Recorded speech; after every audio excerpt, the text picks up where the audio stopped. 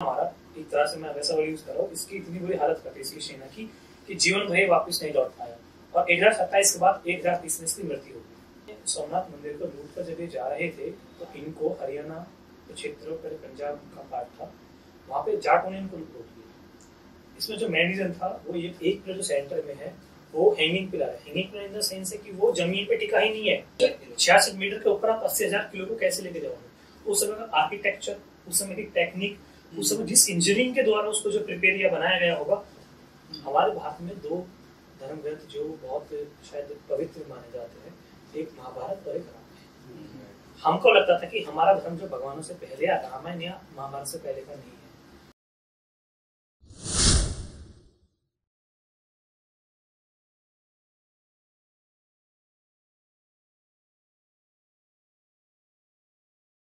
Hello दोस्तों, स्वागत है आपका डीएन पॉडकास्ट के एक और नए एपिसोड। आज के एपिसोड में हम बात करने वाले हैं एक बहुत ही इंटरेस्टिंग टॉपिक जो कि है हिस्ट्री। अब मुझे पता है आप लोगों के लिए शायद ये टॉपिक बोरिंग हो सकता है, बट फिक्र मत कीजिएगा, हम लोग आपको बोर नहीं करेंगे। आज हम लोग बात करने वाले हैं हिस्ट्री के कुछ ऐसे फैक्ट्स के बारे में जो शायद हमें गलत बताए गए हैं या फिर हमसे छुपा लिए गए हैं। अब जो हमारी हिस्ट्री है उसमें से कुछ ऐसे फैक्ट्स है, कुछ ऐसे टाइम की चीज़ें हैं जिनको कुछ ज़्यादा ही ग्लोरीफाई किया गया है और शायद हमें उन्हीं चीज़ों के बारे में पता है। तो इसके लिए आज हमारे साथ हैं मिस्टर गौरव, जो कि एक हिस्ट्री के लेक्चरर हैं। दिल्ली यूनिवर्सिटी से इन्होंने अपनी पोस्ट ग्रेजुएशन की है और साथ ही साथ यूपीएससी एस्पिरेंट भी है। तो ये कुल मिला के हिस्ट्री के संदर्भ में एक नॉलेज का भंडार है। तो आइए जानते हैं इनसे कुछ ऐसी फैक्ट्स के बारे में, ऐसी इन्फॉर्मेशन इनसे गेन करते हैं। हेलो गौरव भाई, कैसे हो आप? मैं ठीक हूँ विकास, आप कैसे हैं? भाई मैं भी बहुत ही अच्छा हूँ। सबसे पहले मैं आपका धन्यवाद करना चाहूँगा कि आप इस लेवल में, बहुत ही छोटे लेवल पे आके हमें सपोर्ट कर रहे हैं, हमारे इस पॉडकास्ट का पार्ट बन रहे हैं और मदद कर रहे हैं हमारी ऑडियंस को कुछ अच्छा, मतलब उनकी नॉलेज में इजाफा करने में, कुछ अच्छी इन्फॉर्मेशन गेन करने में। धन्यवाद अपने इस पॉडकास्ट का मुझे हिस्सा बनाने के लिए। तो आज हम दोनों, मैं और विशाल, हम दोनों मिलकर मिस्टर गौरव से काफ़ी सारी बातें करने वाले, गौरव भाई से काफ़ी सारी बातें करेंगे। और आइए स्टार्ट करते हैं इस नए एपिसोड को। आज के टाइम में अगर हम इंडिया की बात करें एक वर्ल्ड मैप के ऊपर, तो कहीं ना कहीं इंडिया डेवलपिंग कंट्री में काउंट होता है। और आई थिंक काफ़ी लोग ऐसा मानते हैं कि इंडिया काफ़ी अनसिविलाइज्ड है। तो क्या ये चीज़ हमारी हिस्ट्री से किसी तरह लिंक होती? क्या हम पहले सच में अनसिविलाइज्ड थे या है? इस बारे में आप क्या कहते हैं? कुछ एक्सप्लेनेशन, कोई एग्जांपल आपके पास हो? भारत के इतिहास जो लिखा गया है या जो हमें पता था वो हमें या तो किसी धर्म के ग्रंथ के अनुसार मिलता था। हमारे भारत में दो धर्म ग्रंथ जो बहुत शायद पवित्र माने जाते हैं, एक महाभारत और एक रामायण। हमको लगता था कि हमारा धर्म जो भगवानों से पहले या रामायण या महाभारत से पहले का नहीं है। लेकिन अंग्रेजों के आने के बाद जब अंग्रेजों ने क्या करा, हमारे भारत में आप देखो कि बुद्धिज्म जैसे, यानी बुद्धिज्म गौतम बुद्ध जैसे भगवान यहाँ पैदा हुए और गौतम बुद्ध ने अपना जो प्रकाश है, जो अपना ज्ञान है, वो पूरे साउथ एशिया में, चाहे वो जापान हो, चीन हो, ताइवान हो, इंडोनेशिया हो।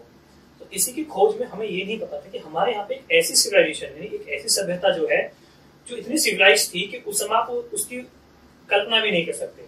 उदाहरण के लिए जब अंग्रेजों ने साउथ में और नॉर्थ के अंदर गौतम बुद्ध के अवशेषों के बारे में, उनके स्तूपास के बारे में खोजने की कोशिश करी, तो उन्हें कुछ ऐसी रोचक चीज मिली तो शायद कभी कोई विश्वास ही नहीं कर रहा था। उदाहरण के लिए हमारे यहाँ पे उत्तर भारत में सिंधु नदी जो है, जो पाकिस्तान से आती है और भारत से है, सिंधु नदी के बारे में यह है कि सिंधु एक सभ्यता मानी जाती है।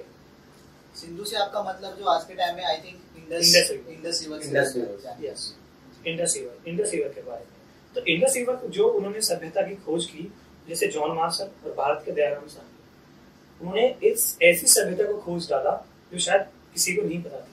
तो आज से 4,500 साल पहले क्या आप ये उम्मीद कर सकते हैं कि जो रेक्टेंगल फॉर्म में सेक्टर्स बनाए जाते हैं, शहर बसाए जाते हैं, मॉडर्न शहर, यूरोप ये बोलता है कि हमारे शहर जो बहुत मॉडर्न है, हमारे शहर काफी विकसित शहर है और इनको इस तरह से बनाया गया है कि इनके जो कौन है, जो इनका जो तरीका है गलियों का, वो एक उस पर काटता है 90 डिग्री के कौन पे।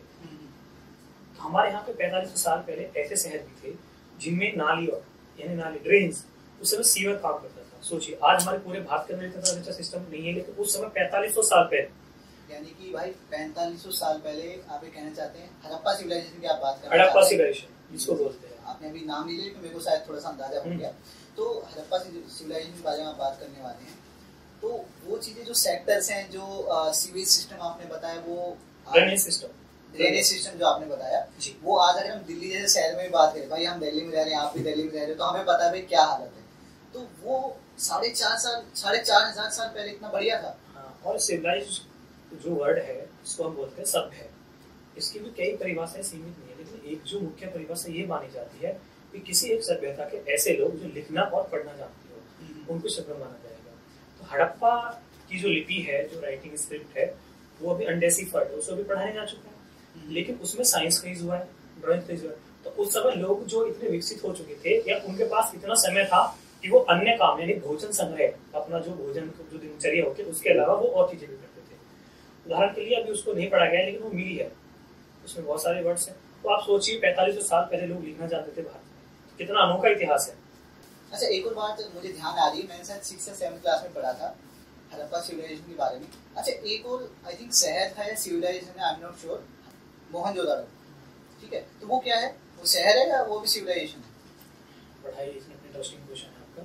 मोहनजोदारो के ऊपर अभी हमारे बॉलीवुड में भी एक मूवी बनाई थी जिसमें मोहनजोदारो था, उसको अभिनय और ऋतिक रोशन ने किया था जी। मोहनजोदारो जो है वो सिंधु सभ्यता का ही हिस्सा था।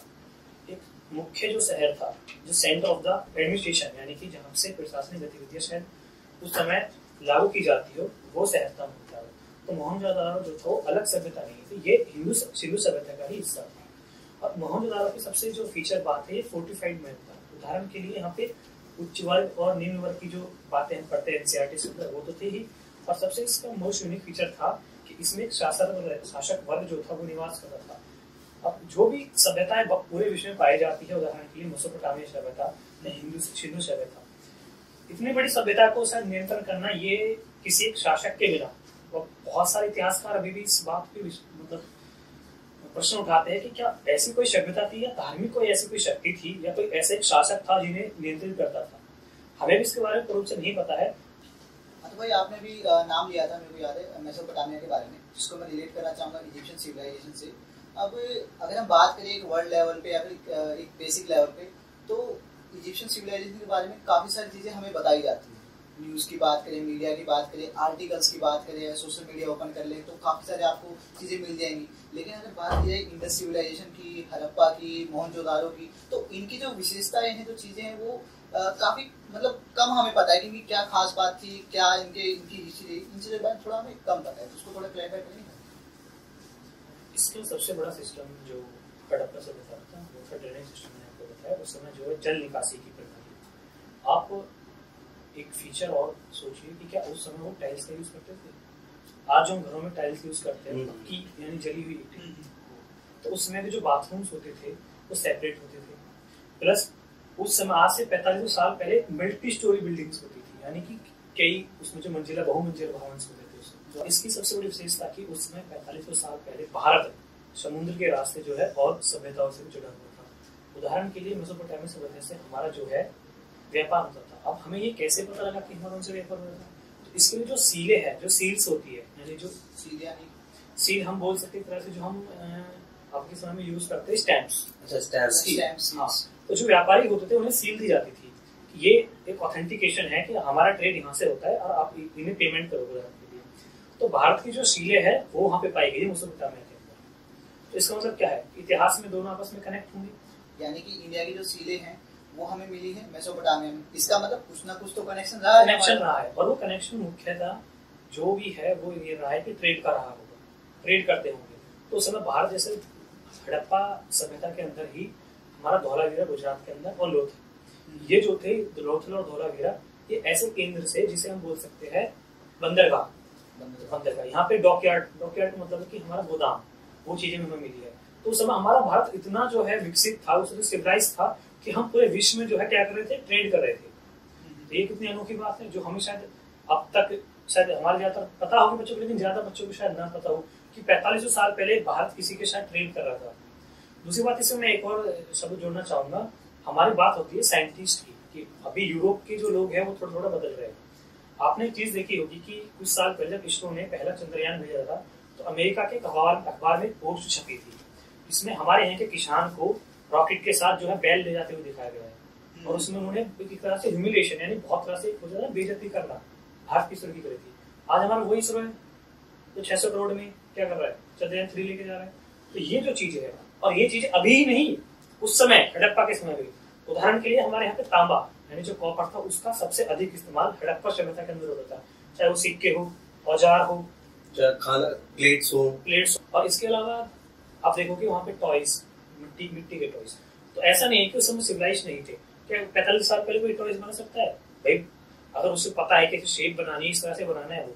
और वो उस समय हमारे यहाँ पे हड़प्पा सभ्यता के अंदर बहुत सारे जो गेहूं है, चावल है और बाजरा है, इनके भी जो अवशेष मिले। इसका मतलब क्या है, उस समय वो खेती करते थे।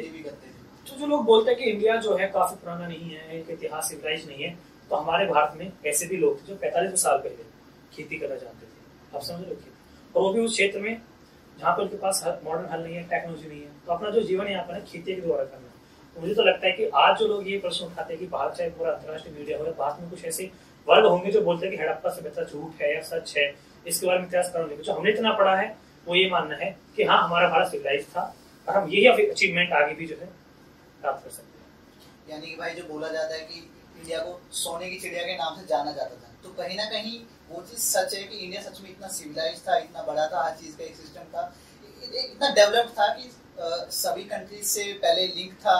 अपनी मतलब काफी सारी चीजें उस टाइम भी हुआ करती जो हम सोच भी नहीं सकते हैं आज के। मैं आपको एक चीज और बताता हूँ, आपने सुना होगा जितने भी आक्रांत आए हैं, जितने भी हमारे यहाँ पे जो है हमला करने वाले जितने भी शासक हुए, उन सब ने हमेशा लिखा।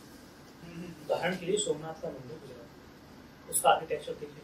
आप विश्वास कीजिए कि जो सोना पूरे विश्व में व्यापार के लिए बहुत महत्वपूर्ण माना जाता है, तो दुनिया में हमारी जो डॉलर और इंडियन रुपी है उसकी वैल्यू को चेंज कर सकता है।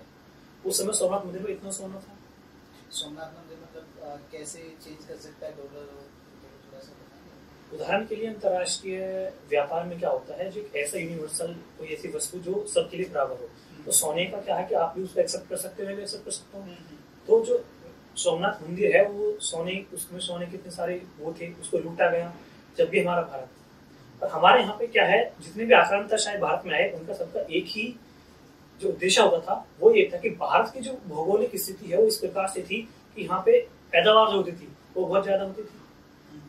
अब जो बाहर की आक्रांता है उन्हें लगता था कि ये फ्लोरिश है, जहाँ पे पैदावार बहुत अच्छी होगी तो वो तो अपने आप फल फूलेगा साम्राज्य या जितना भी हमारा क्षेत्र है। तो जैसा कि आपने ये सब बताया, हमें जानकर अच्छा लगा, लेकिन मेरा आपसे एक प्रश्न है कि इतना हमारे भारत में ना खाने की पैदावार इतना अच्छा रहा है, आपने हम लोगों ने ट्रेडिंग मतलब बिजनेस भी काफी हमारे देशों से रहा है, कॉन्टेक्ट लिंक्स भी काफी अच्छे रहे, उसके बाद भी हमारी जो वर्ल्ड इकोनॉमी है, हमारी जो इंडियन इकोनॉमी है, वो इतनी लो कैसे है? आपने बताया कि अभी हम इतनी बड़ी इकोनॉमी नहीं, अभी हम धीरे धीरे ग्रो कर रहे हैं। और आपने बताया कि हम इंडियन इकोनॉमी इतना ग्रो, मतलब वर्ल्ड में इतना इसका पार्टिसिपेशन क्यों नहीं है ट्रेड का। सबसे पहले इसका मेन रीजन यही है कि हमारे भारत की जितनी भी जो ट्रेड है वो बहुत कम है comparison to the other countries. उदाहरण के लिए चीन है, चीन वर्ल्ड में अभी मैन्युफैक्चरिंग जो यूनिट के नाम से जाना जा रहा है। तो हमें भारत में बहुत सारे, तो सबसे बड़े मुझे कारण जो लगता है वो है जनसंख्या का बहुत अधिक होना। जब हम जितनी पैदावार करेंगे वो जो हम अपने देश में कंज्यूम कर लेंगे, उसका जो यूज कर लेंगे, उपयोग कर लेंगे, तो हम बाहर कहाँ भेजेंगे। और वर्ल्ड इकोनॉमी वही कंट्री शायद लीड करती है जिसके पास ट्रेड यानी कि एक्सपोर्ट पावर हो। और इंडिया जो है अभी सर्विस सेक्टर में बहुत अच्छा कर रहा है, लेकिन आने वाले समय में मुझे लगता है कि और भी सेक्टर जिसमें इम्प्रूव कर सकता है। अच्छा भाई, इसमें मैं एक और चीज ऐड करना चाहूंगा कि पिछले कुछ सदियों में काफी ऐसे राजा बाहर से आए जो हमें लूट कर चले गए। ब्रिटिशर से काफी सारे लोग हैं जो आए और हमें लूट कर चले गए। तो ये भी कहीं ना कहीं इम्पैक्ट डालता है कि हमारी इकोनॉमी आज पहले के मुकाबले काफी कम है, काफी लो है। मुल्तान जो कि पहले भारत का ही हिस्सा था, पाकिस्तान में पड़ता है।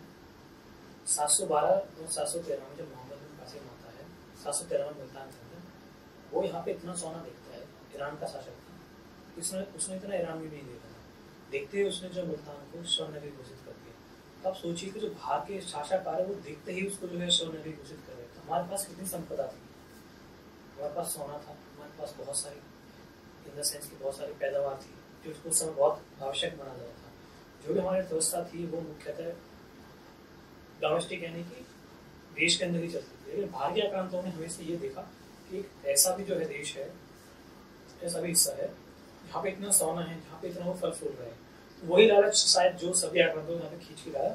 और उस समय की जो मुझे सबसे बड़ी कमी ये लगती है कि उस समय कोई पूरे भारत में एक ऐसी शक्ति नहीं थी जो पूरे भारत को कंट्रोल कर सके। इन द सेंस की शासन, जैसे उदाहरण के लिए मुगल है, तो उसके बाद ब्रिटिशर्स आए और भारत आजाद भारत, अगर हमारा भारत उस समय राजाओं या राज्यों में नहीं बटा होता, शायद ये पॉसिबल उनके लिए नहीं होता कि उस तरह से लूट पाते। उसके उदाहरण हमारे यहाँ इतनी आवश्यकता भी नहीं पड़ती थी, लोग अच्छे से फल फूलते रहते थे कि उनके लिए आर्मी इतनी जो हमें मजबूत बनानी पड़े। पहले जो बहुत सारे आक्रामक आए उनको तो हमने देख लिया था, लेकिन शासन में वो शायद कमी हैगी हो जो उन आक्रामकों को ना रोक पाई हो। तो आप समझ सकते हैं कि मुल्तान को आते किसी शासक ने जो है स्वर्ण नगरी घोषित कर दी, सोने की नगरी।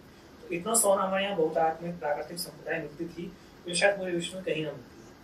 जैसे कि आपने बताया कि 713 में मोहम्मद कासिम आया था, तो उसके बाद भी कोई और आया था या फिर उसी ने राज कर लिया? देखिए, 700 आपने पूछा कि 713 के बाद मोहम्मद बिन कासिम के मुल्तान पे हमला करने के बाद हमारे यहाँ पे कोई और हमले नहीं। तो सीधे 713 से 1000 ईस्वी में हमारे यहाँ पे 17 हमले लगातार करता है गजनवी। ये जो फिर 713 के बाद सीधा हमला होता है 1000 साल बाद, यानी सन ईस्वी 1000 में, यानी 300 साल बाद। जो 300 साल का जो बीच में डिफरेंस है, तो 300 साल तक कौन रहा फिर? 300 साल का जो बेसिक जो बीच में अंतर है, इसमें लिए हमारे भारत में कुछ ऐसी शक्तियां उभर के आ चुकी थी, जो शासक थे जिन्होंने विदेशी आक्रामकों के विदेशी आक्रमणों के हमलों को रोके रखा। 713 के बाद हमारे यहाँ पे सीधा हमला होता है सन 1000 में, और जो हमला हुआ होता है उसका नाम था गजनवी। 16 से 17 बार लगातार हमले करता है, लेकिन सफल नहीं हो पाता हमला करने में। अच्छा, इसका क्या रीजन है? जैसे आपने बताया 713 में मोहम्मद कासिम, उसके बाद सीधा गजनवी, यानी कि बीच के 250-300 साल जो है उसमें क्या कोई भी नहीं आया, किसी ने ट्राई नहीं किया? गजनवी जो 300 साल बाद आता है, इसके जो हमले करता है, पीछे बहुत सारे आक्रामक थे, बहुत सारे हमलावर हुए, लेकिन उसको रोका गया। इसके पीछे मुख्य कारण था उत्तर भारत में 3 साम्राज्य उस समय बहुत प्रसिद्ध थे और बहुत सारे शक्तिशाली थे। उदाहरण के लिए पहला था गुर्जर प्रतिहार, जो कि उत्तर भारत में पश्चिम की तरफ शासन करते थे। पूर्व की तरफ था पाल साम्राज्य, और जो नीचे दक्कन क्षेत्र से आता था और जो उत्तर भारत में अपनी शक्तियां के विस्तार कर रहे थे, वो थे राष्ट्रकूट। तो उत्तर भारत में जो हमले होते थे वो होते थे हमारे उत्तर और पश्चिम की तरफ से। उत्तर भारत में, पश्चिम उत्तर भारत में उस समय शक्ति बहुत विशाल थी और बहुत उनकी विशाल साम्राज्य था, वो था गुर्जर प्रतिहार। चाहे वो ईरानी शासक हो हमलावर, वो अफगानी शासक हो, हमेशा जिनको भारत से बाहर रखने में बड़ा योगदान दिया वो थे गुर्जर प्रतिहार पश्चिम उत्तर भारत में। पाल साम्राज्य और राष्ट्रकूट साम्राज्य से इनका आपस में युद्ध चलता रहता था, लेकिन भारतीय आक्रामकों को इनको नहीं आने दिया। और गुर्जर प्रतिहार में भी जो मुख्य, जैसे नागभट्ट प्रथम बहुत शक्तिशाली राजा, उसके बाद इसमें जो है मिहिर भोज, गुर्जर प्रतिहार मिहिर भोज राजा हुए। उन्होंने गुर्जर प्रतिहार साम्राज्य को इतना फैलाया कि 1000 ईस्वी तक जो है भारत में बाहर से आने वाले आक्रामक जो थे वो हमला नहीं कर सके। किसी की हिम्मत ही नहीं हुई उस बीच में अटैक करने की। इनका राज्य इतना शक्तिशाली था, सेना इतनी शक्तिशाली थी, इनके पास इतनी शक्ति थी कि जो हमले तो हुए, गजनवी ने 17 बार हमले किए, लेकिन गुर्जर प्रतिहार ने उसने हमले को रोके रखा। जैसे कि आपने बताया कि 17 बार मोहम्मद गजनवी ने हमला किया, तो 17 बार के बाद आगे उन्होंने कंटिन्यू रखा या फिर? जी हाँ, तो विशाल जी आपने बताया मोहम्मद गजनवी, मैं आपको थोड़ा ठीक कर दूं, महमूद गजनवी था और गजनवी का साम्राज्य। आखिरी बार उन्होंने सोमनाथ मंदिर को लूट कर जब ये जा रहे थे, तो इनको हरियाणा क्षेत्र पर पंजाब का पार्ट था, वहाँ पे जाटों ने इनको लूट लिया। इसमें जो मेन रीजन था वो ये था कि ये मंदिर को लूट कर जा रहे थे, और जाट इस बहुत से उस समय जो थे बहुत चिड़ गए थे, बहुत उनमें जो जलन थी, और इनको लूटने के बाद ये फिर वापस इनको भेज दिया। और जाटों ने भी क्या किया, जो मंदिर का जो सोना था उसको अपने पास रखा, इसको समुद्र में डाल दिया। महमूद गजनवी 1027 में जाटों के खिलाफ दोबारा वापस भारत आता है और हमला करता है, और जाटों ने मैं आपको बता दूं इसको इतना मारा, एक तरह से मैं वैसा वर्ड यूज कर रहा हूँ, इसकी इतनी बुरी हालत कर दी इसकी सेना की कि जीवन भर वापस नहीं लौट पाया, और 1027 के बाद 1030 में इसकी मृत्यु हो गई। तो भाई जैसा कि मैं समझ पा रहा हूँ, आपने बताया कि जो मोहम्मद गजनवी थे उन्होंने जब अटैक किया था सोमनाथ टेम्पल के ऊपर, तब वो जब वापस आए थे उन्हें हरियाणा के जो जाट थे उन्होंने उनको पकड़ लिया था, और ये सब आपने बताया काफी अच्छी तरह से। तो ये जो सोमनाथ मंदिर है, कहीं ना कहीं इसका मेन रीजन ये भी था कि उन्होंने, मंदिर एक आस्था का सिंबल होता है, उसको उन्होंने लूटा, इस वजह से उन लोगों में काफी ज्यादा गुस्सा था। ये भी काफी बड़ा एक रीजन हो सकता है इसके पीछे। महमूद गजनवी के जो बारे में जो बात कही जाती है वो मुख्यतः ये है कि उसका जो हमला होता था वो स्पेशली भारत में मंदिरों के प्रति था। उसने पहले हिमाचल के ज्वाला देवी मंदिर को भी लूटने के प्रयास किए, लेकिन उसका जो सोमनाथ मंदिर था वो इतना बड़ा था कि आस्था का विषय था, और जो जितने भी विदेशी आक्रमण थे उन्हें ये लगता था कि वो अगर पूरे साम्राज्य जो दूसरे जैसे हमारे भारत की जो जनसंख्या उस समय प्रजा थी उसको ये दिखाना चाहते थे कि हम इतने ताकतवर कि हमने आपके सोमनाथ मंदिर को लूट लिया। और सोमनाथ मंदिर के इतिहास के बारे में बहुत सारी चर्चाएं हैं। इसको ऐसा माना जाता है कि इसको ब्रह्मा देव ने बनाया था। ब्रह्मा ने ये धार्मिक विषय है, लेकिन जो आस्था हो मैंने जाती है। आस्था हो जाती है। इसी वजह से जो भारत में जो जाट थे हरियाणा के, उन्हें बहुत गुस्सा आया और उन्होंने इसको जो है जाने नहीं दिया मुसलमान लोग। तो इस तरह से हमारा भारत जो है इतिहास बहुत बड़ा है। हमारा विषय फिर वही आ जाता है कि भारत जो है इतना सक्षम नहीं है कि वो अपने लिए जो उसका जो पुराना इतिहास है उसको आगे बढ़ा सके या उसकी हमसे हम कुछ सीख सके। तो मेरा तो मानना मुख्यतः यही है कि हम भारत के अपने पुराने इतिहास, चाहे वो हड़प्पा काल हो, चाहे वो हमारे चोल साम्राज्य हो, हमारे दक्षिण राज्य के विजयनगर एम्पायर हो, तो हमारे यहाँ पे कुछ ऐसा आर्किटेक्चर इतना बहुत अच्छा, इसको ग्लोरीफाई करना चाहिए और हमें इस चीजों को आगे बताना चाहिए। विश्व पटल का जो भारत की स्थिति है वो शायद पहले भी थी और रहेगी, मुझे मेरा सबका यही मानना है। लेकिन जो इतिहास है उसमें बहुत सारे मुद्दे आ जाते हैं कि किसको ग्लोरीफाई किया, किसको नहीं किया। वो अपने अपने तरीके हो सकते हैं कि किस समय किस इतिहास को लिखा गया है, किसको उसको बनाया गया है। अच्छा गौरव भाई यार एक बात बताओ कि देखो मैंने हिस्ट्री पढ़ी है स्कूल में, आप अभी हिस्ट्री बच्चों को पढ़ा रहे हैं, लोगों को सिखा रहे हैं, तो मैंने जो पढ़ी है कहीं ना कहीं मुझे लगता है कि हमारी जो हिस्ट्री है ना, उसमें जो हमारी रिसेंट हिस्ट्री हुई है वो आई थिंक ब्रिटिशर्स की रही है, उससे पहले की बात करूँ तो मुगल्स की रही है, राइट। तो इस हिस्ट्री के बारे में ज़्यादातर लोगों को पता है कि हाँ हमारे ऊपर अंग्रेजों ने राज किया, हाँ हम उससे पहले मुगल राजा थे भाई, उन्होंने ताजमहल बनाया, उन्होंने लाल किला बनाया। आसपास अगर हम देखें तो इन चीज़ों के ज़्यादातर हमें मिलते हैं आर्टिफैक्ट्स कह लो या फिर सबूत कह लो। कहने का मतलब ये है कि इन चीज़ों के बारे में मुझे ऐसा लगता है कि हम लोगों को ज़्यादा पता है, लेकिन आप क्या भी क्लैरिफाई कर सकते क्या यही हमारी हिस्ट्री है? नहीं, इतिहास जो है भारत का वो काफ़ी पुराना है। हमने किताबों में हमेशा यही पढ़ा है कि मुगल काल में इतने जो है शासन हुआ, इतने जो आर्टिफैक्ट्स हैं। जैसे अगर भारत की बात करें तो भारत को विश्व पटल पर केवल ताजमहल के आर्किटेक्चर के रूप में जाना जाता है। हाँ भाई बिल्कुल सही कहा आपने, ताजमहल जो है 7वां अजूबा है। तो मैं अगर हम भारत के परिप्रेक्ष्य में बात करें तो हमारे भारत में कुछ ऐसे इससे बड़ी बड़ी जो कलाकृतियाँ हैं या फिर इससे बड़े बड़े जो आर्टिफैक्ट्स जिन्हें हम जो वास्तुकार के रूप में मानते हैं। उदाहरण के लिए आप जानते होंगे बृहदेश्वर का मंदिर। बृहदेश्वर का मंदिर, बृहदेश्वर का मंदिर बिल्कुल। बाय द वे मैं मतलब नाम काफी सुना है, लेकिन थोड़ा सा बताएं उसके बारे में। तो बृहदेश्वर का जो मंदिर है ये साउथ इंडिया में है, तंजौर करके डिस्ट्रिक्ट पड़ता है वहाँ। अब हमने देखा होगा कि ताजमहल को इस तरह से क्लैरिफाई किया जाता है कि कितना है, तो आर्किटेक्चर है, इसमें व्हाइट मार्बल का यूज हुआ है, इसको इतने अच्छे तरीके से बनाया गया है।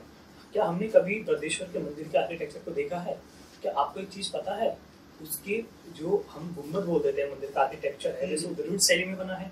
तो जो हमारे उत्तर भारत के मंदिर है उनकी जो शैली होती है वो है नागर शैली। जो हमारे साउथ इंडिया में यानी हमारे दक्षिण भारत में मंदिर बनाए जाते हैं उनकी शैली होती है द्रविड़ शैली। नागर शैली, द्रविड़ शैली, ये मतलब क्या है? ये बनाने का जो तरीका उनका था ये होता है या एग्जैक्टली क्या है, थोड़ा बताओ। द्रविड़ शैली और नागर शैली में मुख्य जो डिफरेंस है वो इसका आर्किटेक्चर, इसकी बनावट, इसकी ऊंचाई, और जो हम मंदिर जो बनाते हैं जहाँ से उसकी नींव की शुरुआत होती है उसको जो हम पथ बोल देते हैं, फिर उसका जो स्ट्रक्चर होता है वो जो है पूरा उसके बारे में। तो बेसिकली बृहदेश्वर मंदिर जो है उसकी हम अगर कंपैरिजन करें मुगल आर्किटेक्चर के से, तो उसमें आपने मुगल आर्किटेक्चर और जो ये हमारे नॉर्थ इंडिया में आर्किटेक्चर एग्जाम्पल के लिए कुतुब मीनार, उसकी जो ऊंचाई है वो 75 मीटर है। क्या आपको पता है बृहदेश्वर मंदिर की ऊंचाई कितनी होगी? एक मंदिर कितना ऊंचा बन सकता है? जो द्रविड़ शैली के मंदिर है वो कितने ऊंचे बन सकते हैं? कोई आइडिया नहीं। उसकी ऊंचाई 66 मीटर है। सोचिए एक सिंगल बिल्डिंग। होता क्या है, जो नागर शैली के मंदिर जितने भी उत्तर भारत में बनाए गए हैं उनमें मल्टीपल्स जो है उनके शिखर होते हैं, यानी वो एक साथ कई मंदिरें चलती है, एक मंदिर के साथ कई उनके गुंबद होते हैं। लेकिन जो द्रविड़ स्टाइल के शैली के मंदिर है उनके साथ क्या होता है कि सिंगल ही जो स्टोरी बिल्डिंग होती है और 66 मीटर बृहदेश्वर मंदिर की जो ऊंचाई है। तो जिस तरह से ग्लोरीफाई किया जा रहा है विश्व के अंदर की पहले ही मुगल ने ही जो आर्किटेक्चर इंडिया में बनाए हैं, या उस समय हमारे भारत में जो हिंदू राजा हुए उनके द्वारा ऐसा कुछ नहीं बनाएगा। आप जब पूरा भारत घूमोगे, साउथ इंडिया नॉर्थ इंडिया में घूमोगे, आपको बहुत से ऐसे जो है अवशेष और ऐसे मंदिर मिल जाएंगे तो शायद ताजमहल से ज्यादा सुंदर हो और उनको बनाने का तरीका। उदाहरण के लिए बृहदेश्वर मंदिर का ही जो गुंबद है उसका वजन 80 टन यानी 80,000 किलो है। तो सोचिए 66 मीटर के ऊपर आप 80,000 किलो को कैसे लेके जाओगे? उस समय का आर्किटेक्चर, उस समय की टेक्निक, उस समय जिस इंजीनियरिंग के द्वारा उसको जो प्रिपेयर या बनाया गया होगा, तो उसमें कितना टेक्निकली जो साइंटिफिकली यूज हुआ होगा। हाँ भाई बिल्कुल सही कहा आपने। अगर आज के टाइम में हम बुर्ज खलीफा भी बना रहे हैं तो वो भी काफी इजी और काफी पॉसिबल माना जाता है, क्योंकि वो चीज़ हम कर चुके हैं। और शायद अगर आज कोई हमें कहे कि मैं इससे बड़ा कुछ बना दूंगा, कोई कंट्री गए, कोई भी कंपनी गए, तो पॉसिबल है, उसमें कोई डाउट नहीं। लेकिन इतने सालों पहले, 1000 साल पहले अगर कोई ऐसे ऐसे आर्किटेक्चर हमें देना, तो आई थिंक वो इम्पॉसिबल हमें लगेगा। लेकिन आज हम देखते हैं अपनी आंखों के सामने, तो भाई हम सोच भी नहीं सकते कि उन्होंने कैसे बनाया होगा, क्या तरीका यूज किया होगा। अच्छा, मेरा भी गौरव जी आपसे एक प्रश्न है। जो अभी आपने द्रविड़ शैली को क्लैरिफाई किया है, तो द्रविड़ शैली की विशेषता यही है कि वो सबसे ऊंची इमारतें में काउंट होती है? जी नहीं, द्रविड़ शैली में बहुत सारी विशेषता है जो उसे सबसे अलग बनाती है। उदाहरण के लिए उसका जो आर्किटेक्चर है वो केवल एक ही बिल्डिंग का होता है, उसका प्लेटफॉर्म नीचा होता है। प्लेटफॉर्म यानी कि जो जिसपे वो स्थल पटल पे जो बनाई गई है प्लेटफॉर्म बेसिकली। नागर शैली की जितने भी मंदिर है, पहले मंदिर का जो प्लेटफॉर्म बनाया जाता है फिर उसको बनाया जाता है। आपने आंध्र प्रदेश के लेपाक्षी डिस्ट्रिक्ट के वीरभद्र स्वामी टेम्पल के बारे में सुना होगा। इस टेम्पल की जो मंदिर की विशेषता ये है कि इसको इस ज्योमेट्री जो हमारा है मैथ्स उसके अकॉर्डिंग बनाया गया है कि पूरा जो छत है उसका जो पिलर्स पे टिकी हुई है उसमें से एक पिलर जो सेंटर में है वो हैंगिंग पिलर है। Hanging pillar in the sense है कि वो जमीन पे टिका ही नहीं है, जो रॉक कट है यानी जो पत्थर का वो पिलर है वो लटक रहा है। और उसके नीचे आप क्या कर सकते हो कि उसके नीचे से आप जो किसी भी कपड़े को जो ऐसे निकाल के देख सकते हो कि हाँ ये इट इज हैंगिंग। तो ये जो ज्योमेट्री फीचर्स हमारे उस समय के आर्किटेक्चर ने यूज किया मंदिर के अंदर, शायद ये आपको भी मॉडर्न आर्किटेक्चर में भी इसका जो कोई नहीं मिल पाएगा। तो ये विशेषता हमारे भारत के मंदिरों की रही है, हमारे पुराने इतिहास की रही है। जो लोग ये बताते हैं कि श्रेष्ठ भारत जो था उस समय, उसकी जो आलोचना करते हैं, तो मैं आलोचकों से यही कहना चाहूंगा कि हमारे भारत में बहुत सारे ऐसे मंदिर है जो शायद पूरे विश्व में ना बन पाए। तो मिस्ट्रीज का पार्ट है। जैसा आपने अभी हमें बताया हैंगिंग टेम्पल के बारे में, तो जानकर बहुत अच्छा लगा। लेकिन मेरा आपसे एक प्रश्न है कि जो वो एक पिलर है, अगर हैंगिंग है तो उसको बैलेंस करने के लिए उसको ग्राउंड की जरूरत तो पड़ी होगी? नहीं विशाल जी, उसमें मैंने जितना पढ़ा है, जितना देखा, उसमें किसी बैलेंसिंग की जरूरत नहीं है। वो खुद ही ऐसा आर्किटेक्चर है, रॉक कट आर्किटेक्चर का हिस्सा है। Rock cut in the sense कि उसको पत्थर की छतों से काट के बनाया गया है, उसके ऊपर टिका हुआ है। तो उसी ने क्या रखा, उसमें 70 पिलर्स को जो 69 पिलर्स है उसको कंट्रोल कर रखा है। उसके बीच में इतना गैप है कि आप उसमें से किसी कपड़े को निकाल सकते हो।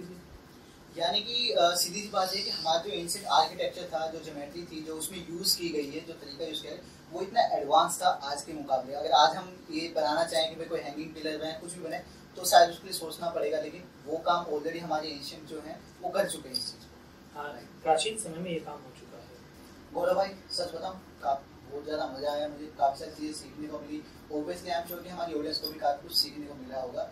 थैंक यू सो मच इतनी सब इन्फॉर्मेशन हमारे साथ शेयर करने के लिए। और जैसे कि मतलब हम लोग सोचते हैं हिस्ट्री बहुत बोरिंग है, लेकिन वो हिस्ट्री को आपने इतना इंटरेस्टिंग आज बनाया ना।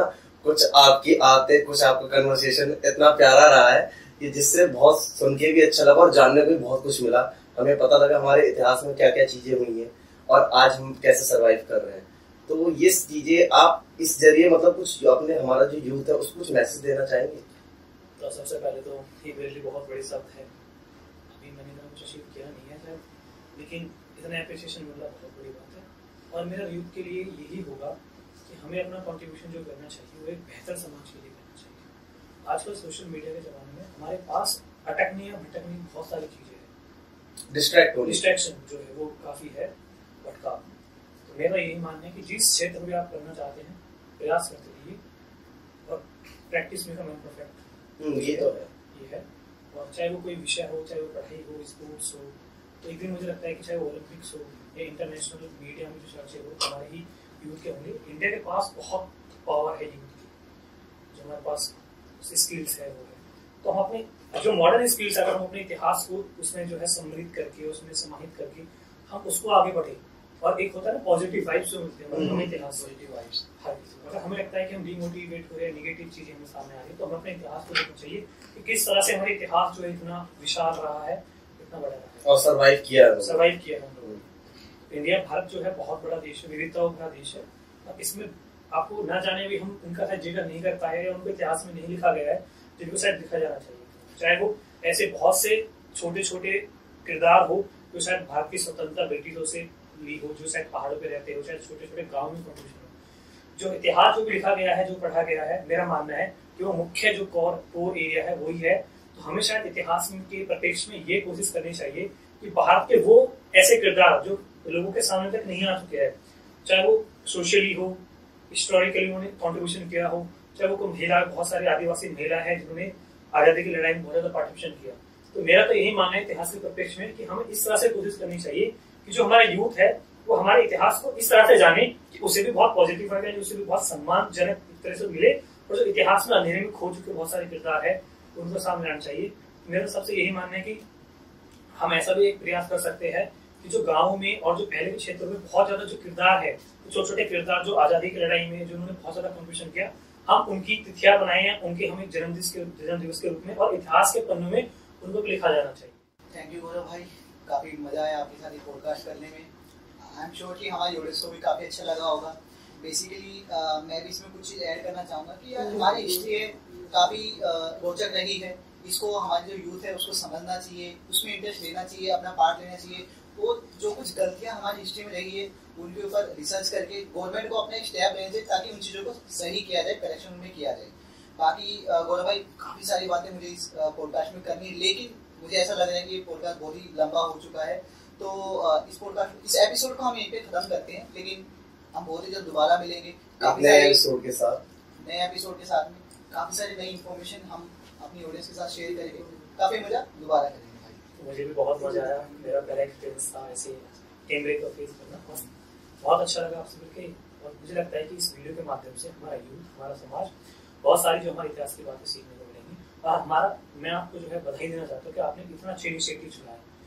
खुद क्या है कि आजकल यूट्यूब पर बहुत सारी वीडियोज चल रही है, आपने इतिहास के बारे में बताया, बहुत बहुत थैंक यू सो मच भाई इतनी सारी जानकारी के लिए। बाकी मैं अपनी ऑडियंस से ये रिक्वेस्ट करूंगा कि अगर आपका कोई भी क्वेश्चन हो या कोई भी सजेशन हो हमारी इस पॉडकास्ट से रिलेटेड या किसी भी चीज़ से रिलेटेड, आप कमेंट्स में हमें बता सकते हैं। वीडियो अगर पसंद आई हो तो इस वीडियो को आप लाइक कीजिएगा, अपने दोस्तों के साथ इसको शेयर कीजिएगा, ताकि ये सब जो बातें हैं काफ़ी इंपॉर्टेंट हमारे लिए, ज़्यादा लोग इनको जान पाएँ। बस यही आपसे एक रिक्वेस्ट रहेगी, अगर आपको वीडियो पसंद आए उसको लाइक कीजिए और शेयर भी करिएगा। इसी के साथ मैं आपसे अलविदा लेता हूँ, फिर मिलेंगे एक नए एपिसोड में। Thank you so much.